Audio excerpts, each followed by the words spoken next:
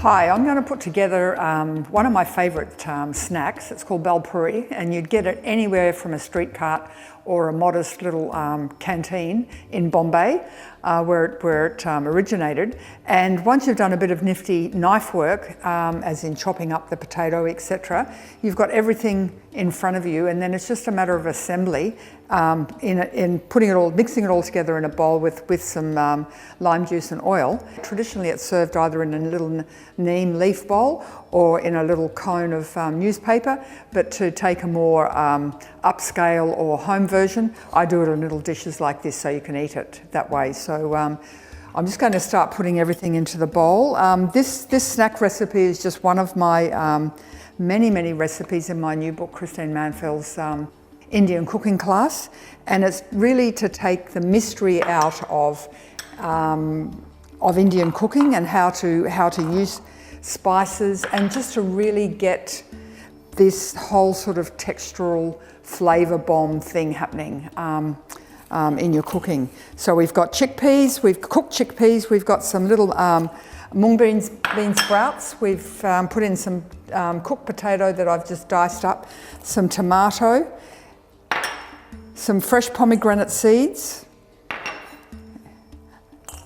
Everyone's version of bel puri when you have it on the street is going to be slightly different, and so my version is probably a little more luxe or luscious, and like all the recipes in the book, it's sort of looking at Indian food, Indian flavours and Indian techniques through a Western lens. So they're very typical of how you would prepare in a modern Western kitchen. We've got some coriander, some diced green chilli. I put in some freekeh there before, some sultanas, some peanuts, because you've got all these elements of crunch and texture. This is what's giving the textural contrast.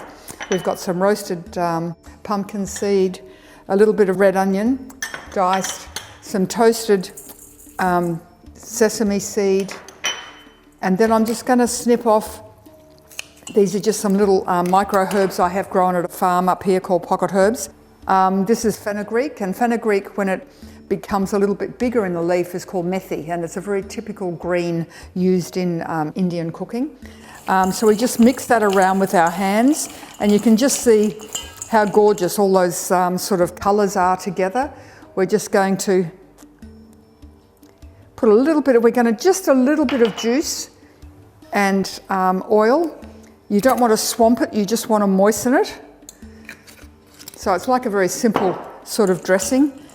And then I've made a little green chilli and mint fresh chutney, which I'm going to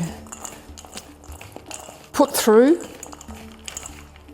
And you can see that the textures are still all very separate, but at the same time well dressed. And then we just pile it onto a plate like that. And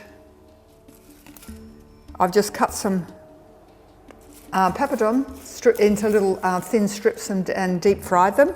And I just put that over, and that just gives the extra little crunch that you need for the salad.